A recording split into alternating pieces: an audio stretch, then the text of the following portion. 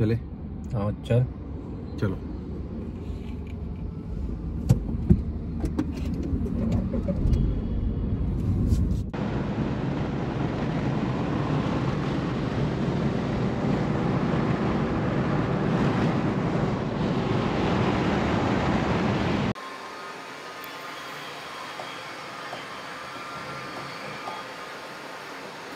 Hello friends, welcome to the channel pin code Prashant. खूप दिवसानंतर vlog बनवतो आहे आणि हा एक ट्रॅव्हल ब्लॉग आहे. But for this vlog there is one necessary element जी आता मी करणार आहे.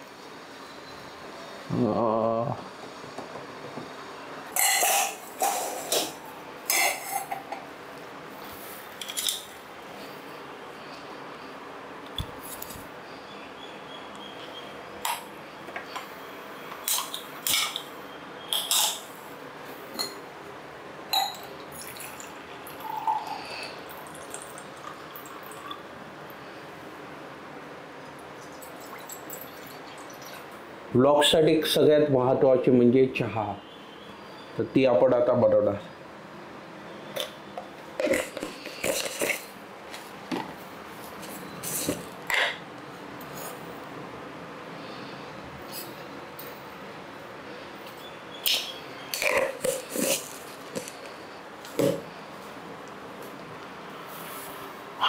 आणि हा नुसती चहा उपयोगाची नाही. We have to add some special element to it. अदरक,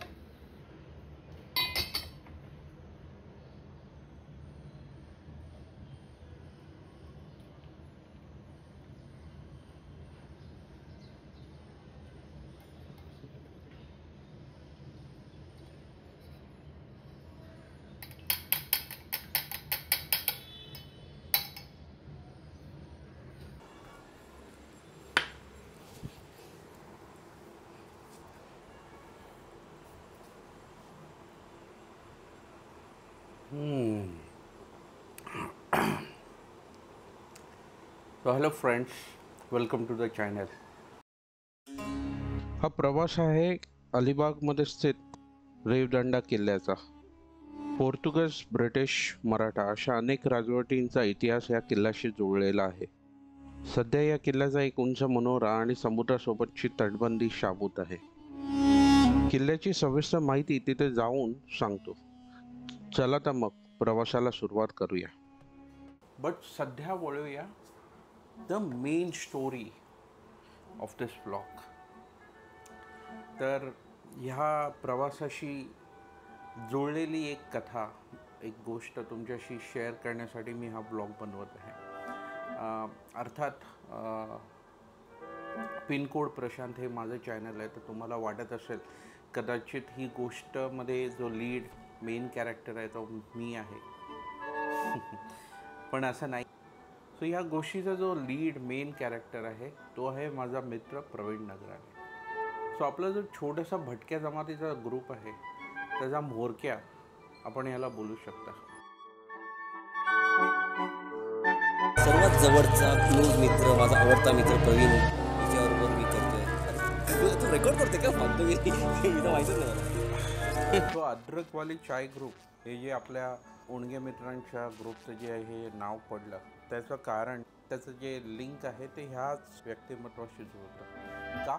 ह्या व्यक्तिमत्वाने एकदा खूप मौलिक असा उपदेश आपल्या ह्या ग्रुपला दिला. तुम्ही कुठेही फिरा, कुठेही भटका, कुठेही ओणगा, काही खा, तेलकट तुपाचं घाणेरडं काही खा, फक्त एक कडक अद्रकवाली चाय पिया, सगळं एकदम कसं हजम होऊन जातं.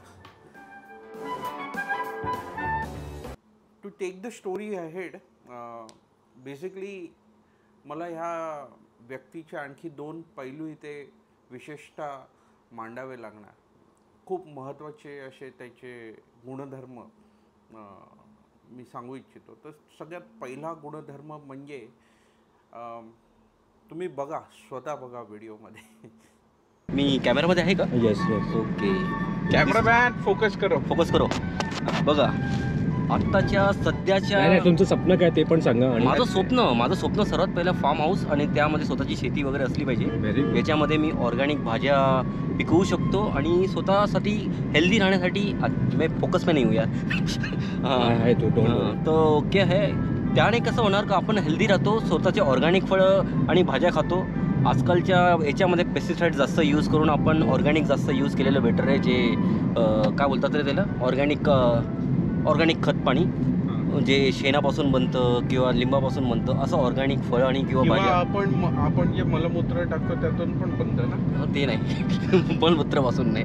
ओके, तसंच ऑर्गॅनिक. आणि आत्ताच्या सध्याच्या काळात GMO सुद्धा खूप भेटतात. तुम्ही बघत असणार का काय बोलतात आजकाल GMO म्हणजे प्रवीण जेनेटिक मॉडिफाईड क्रॉप्स असतात किंवा बिया असतात म्हणजे जे मॉडिफाय केलेले असतात. जे मॉडिफाईड. हो येस, मॉडिफाय बोलला तू गबस रे. तर मला हे म्हणायचं आहे, आजकाल तुम्ही बघत असणार का आंब्यांचे छोटे छोटे झाडं, मोसंबीचे छोटे छोटे झाडं, म्हणजे प्रत्येक याच्यामध्ये कमी बियांमध्ये असे बिया असे बनवले गेलेत, मॉडिफाईड केले गेलेत का लगेच जास्त फळं येतात त्याला आणि छोटे असतात. म्हणजे ते मॉडिफाईड केलेले आहेत, ते ऑर्गॅनिक नाहीत, म्हणजे ते नॅचरल नाही आहेत, जे माणसांनी त्याला जेनेटिकली चेंज केलेले आहेत. म्हणून आपल्याला नॉन GMO जास्त करून यूज करायचं असतं. आजकाल बरेचशा भाज्या वगैरे किंवा फळं सगळे आजकाल GMOमध्ये कन्वर्टेड भेटतात. तर तुम्हीसुद्धा काय बोलायचं आहे मला, नॉन GMO आणि ऑर्गॅनिक फळं भाज्या यूज करा, स्वतःची शेती बनवा, थोडेसे उगवा आणि तेच खा. सो बघितलं ना तुम्ही, तुमच्या आयुष्यातले ऑलमोस्ट 1 मिनिट 44 सेकंद वाया घालवले. हे तर काही नाही, आय मीन हे तर नॉर्मल आहे. ह्याच्याहून जास्त वेळ त्याची बडबड, त्याच्या गोष्टी ऐकण्यात आपण घालवू शकतो.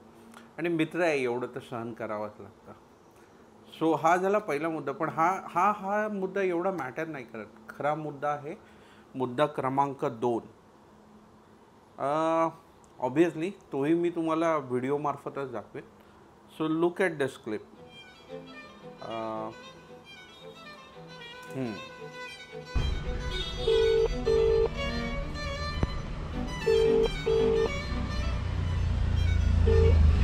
हेलो. हाँ पहुंच गए, मतलब बिल्डिंग के नीचे खड़े हैं. यार तुम लोग सहयोग खाना तो खा लो, चाय तो पिला ना मुझे. हाँ जल्दी है नीचे, लेकिन जल्दी 2 मिनट में आ. हाँ लेट हो रहा है यार, कम ऑन यार, तू हमेशा ऐसा ही करता है यार. आज टाइम भी दे रहा है, जल्दी है. आने भी नहीं वाला मेरे को. आज जल्दी आ, लेकिन अभी जल्दी आ. चल आगे हम लोग. अभी नीचे तो आ, नीचे आ जा जल्दी. चल. तो तुम बोल रहा है चलो ठीक है, लेकिन मेरे को ना आज सच में प्लान है. मामा लोग आ रहे हैं, 11 बजे तक आ रहे हैं. फोन करके पूछना, मेरे पास प्लान है. नहीं मैं पहले ही बोल देता था अगर ऐसा रहता तो, लेकिन ऐसा नहीं है. फ्री बन गया था.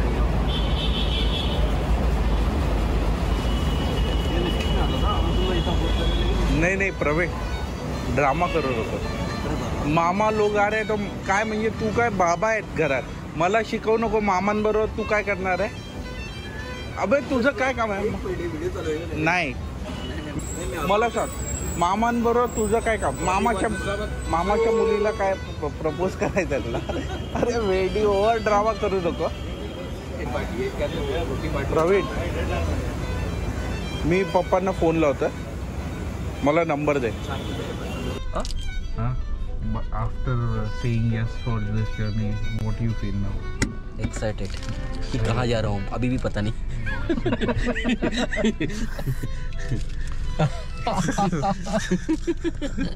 कोणत्याही प्रवासाला आधी नाही करायचं आणि मग हमखास त्या प्रवासाला जॉईंट व्हायचं.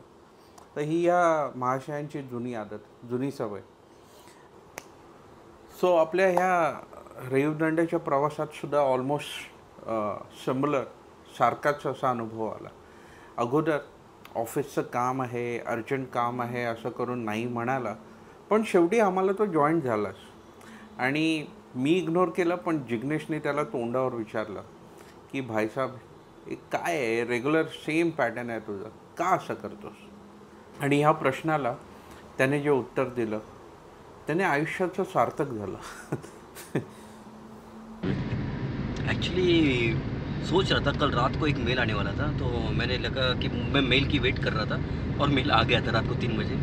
तो मेरा डिसाइड हो गया था कि जाना ही है ऑफिस, लेकिन क्लाइंट का इम्पोर्टेंट वर्क था, मुझे लगा अर्जेंट देना है. तो मैंने सोचा कि क्लाइंट का इम्पोर्टेंट वर्क है, वो तो क्लाइंट का इम्पोर्टेंट वर्क है, हमारा तो नहीं है.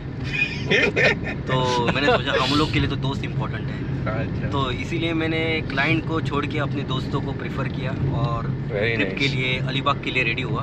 अभी पता नहीं अलीबाग को अभी भी नाम भूल गया हूँ मैं, कहाँ जा रहा हूँ मैं यार. आने के टाइम पे लेंगे फ्रूट्स. अलीबाग रेल डंडा रेवदंडा रेवदंडा सही है. दोस्ती तुटेगा नहीं साला.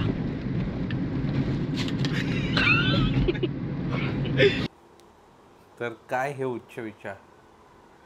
क्लाइंट का अर्जेंट इम्पोर्टेंट वर्क तो क्लाइंट का अर्जेंट इम्पोर्टेंट वर्क है, अपने लिए अपने दोस्त इम्पोर्टेंट है. आ हा हा हा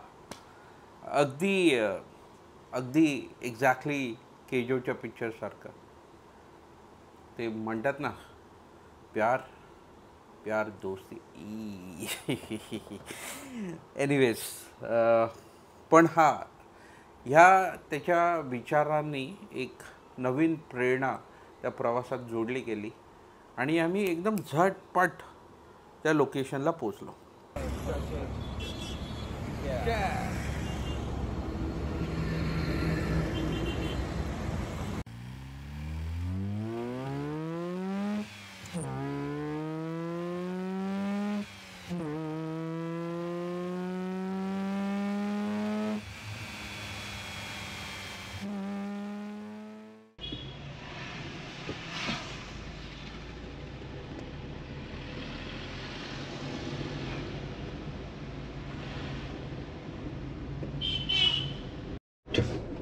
सो फायनली आपण रेवदंडा किल्ल्यावर पोचत आहोत. तुम्ही बघू शकता हा जो भग्न अवशेष हे तुम्हाला दिसत आहेत, हा रेवदंडा किल्ल्याचा मुख्य दरवाजा आहे असं बघितलंय ब्लॉग्स पर्याप्त माहितीनुसार जे व्हिडिओ बघितले त्याच्यातून.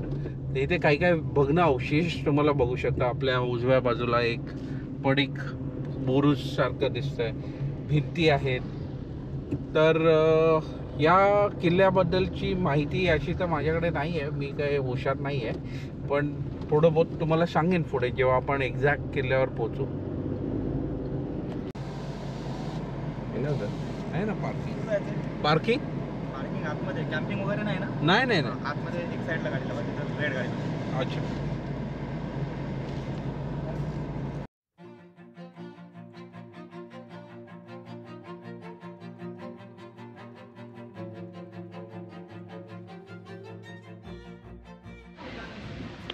सो आहे रेवदंडा किल्ला आणि हा इकडचा फेमस सातखाणी बुरुज.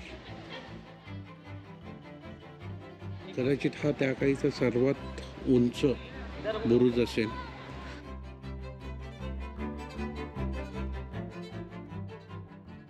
सो भौगोलिक अनुकूलतेनुसार पोर्तुगीजांनी या किल्ल्याचा वापर सागरी वाहतूक मार्गांवर लक्ष ठेवण्यासाठी केला होता. आणि आता आपण पोचत आहोत त्या सातखाणी बुरुजाच्या आतल्या भागात आणि हे आहे आतलं दृश्य.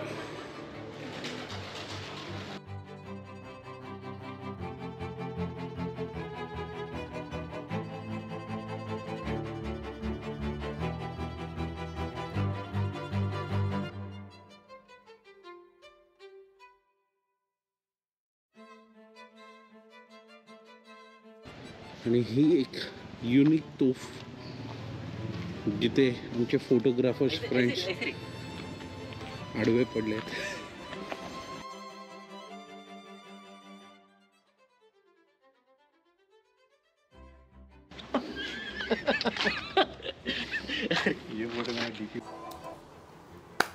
सो फायनली आपण रेवदंडा किल्ल्याला पोचलो आणि जेन्युअली मी माझ्या परीने पूर्ण प्रयत्न केला की या किल्ल्याबद्दल जे काही पाठांतर करून गेलेलो ते तुम्हाला सांगायला.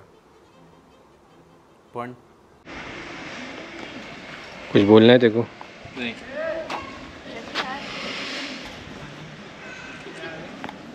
कधी नाही सर.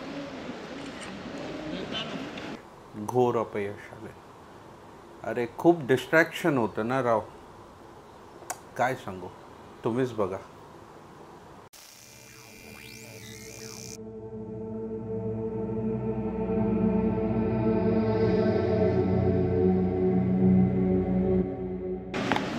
कधी नाही सर. वी मूव अहेड आणि किल्ला एक्सप्लोर केला. किल्ला काय एक जुनी पडीक इमारत, याला 7 खाणी बुरुज किंवा काय ते म्हणतात, आणि किल्ल्याभोवतीची तटबंदी. सो इतकं काही इंटरेस्टिंग वाटलं नाही. आणि तिथे एक कॅम्पिंग साईट पण चालत होती. ऑब्व्हियसली कॅम्पिंग साईट एक नव्हती, म्हणजे एका साईडवरती ऑलमोस्ट मी तर म्हणेन 50-60 तंबू एकत्र मला तिथे दिसले, without any space. I don't know काय लॉजिक होतं, काय प्रायव्हसी, काय आय डोंट नो. कॅम्पिंग ह्याला म्हणतात असं, म्हणजे आमच्या डेफिनेशननुसार तर ह्याला कॅम्पिंग म्हणत नाही. So it's okay. आम्ही बीचवरती गेलो, बीच एन्जॉय केला, तिथे बसून थोडंसं वनभोजन केलं आणि दॅट्स इट. प्रवासाचा दी एंड वॉज हे. बाजूला मस्तमध्ये टेंटिंग, कॅम्पिंग, आणि हा पाठीमागे या टेंट साईडच्या पाठीमागे आहे कोणता रेवदंडा किल्ला. रेवदंडा किल्ला हा पण ते झालं, किल्ल्याचं झालं. आणि आता आपण या किल्ल्याचं ते दार बघतोय जे समुद्राच्या दिशेने उघडतं.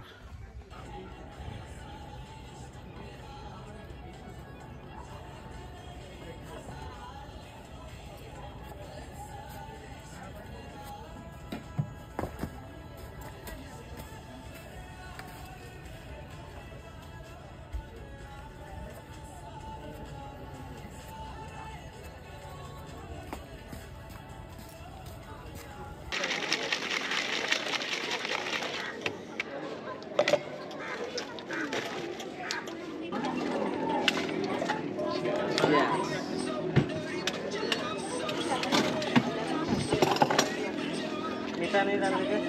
मीठा वो जेली नहीं, मीठा शक्कर.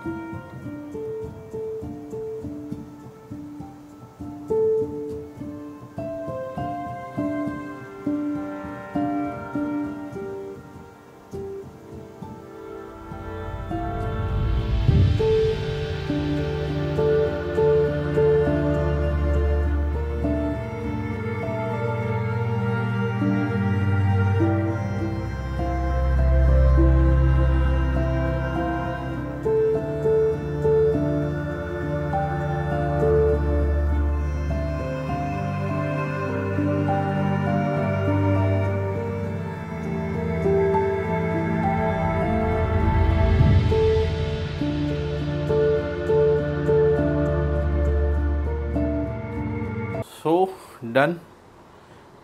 किल्ला बघून झाला. मग काय, येताना सौलमध्ये एक रामेश्वर मंदिर, हे पण खूप जुनं पुरातन मंदिर होतं, ते बघितलं. खूप युनिक आर्किटेक्चर, मस्त रंगसंगती, आणि पाठी होणारे संध्याकाळ खूप फोटोजेनिक लोकेशन बनली होती ती. खूप सारे व्हिडिओज, फोटोज काढले आणि त्या मेमरीज बनवून तिथून निघालो.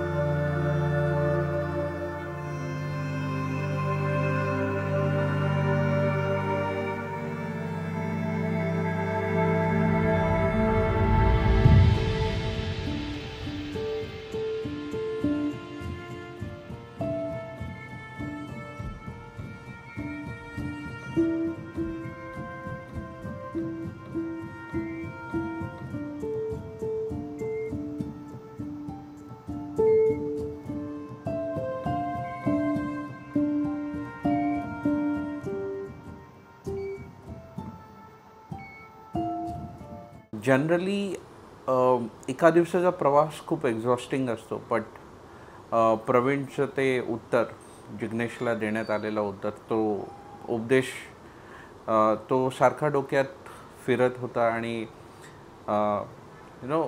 त्या युनिक विचारांनी एक वेगळी प्रेरणा भेटत होती. सो जसं शाळेत आपल्याला फळ्यावरती हर एक दिवशी एक उपदेश लिहिले जात असत, कुठेतरी वाटलं की कदाचित हा युनिक संदेशसुद्धा त्याच्यात जोडला जावा in future. So that's all about this vlog.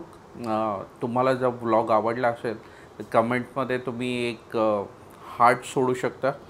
And obviously हे व्हिडिओज, हे यूट्यूब व्लॉगिंग हे माझी पॅशन आहे, माझी आवड आहे.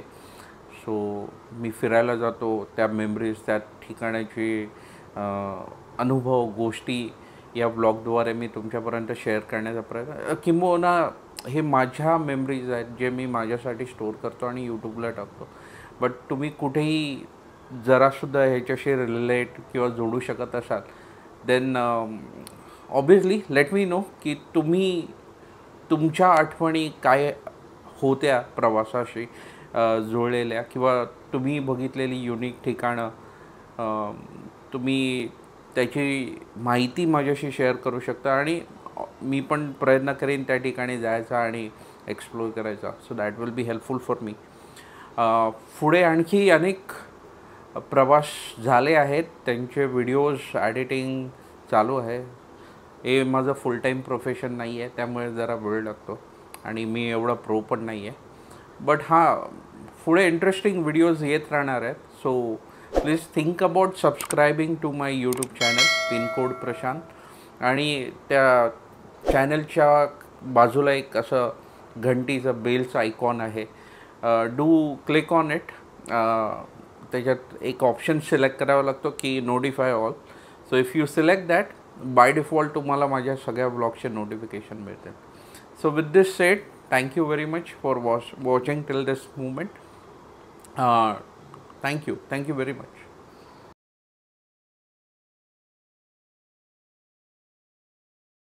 किसी रोज तुमसे मुलाकात होगी, मेरी जान उस दिन मेरे साथ होगी, मगर कब न जाने ये बरसात होगी.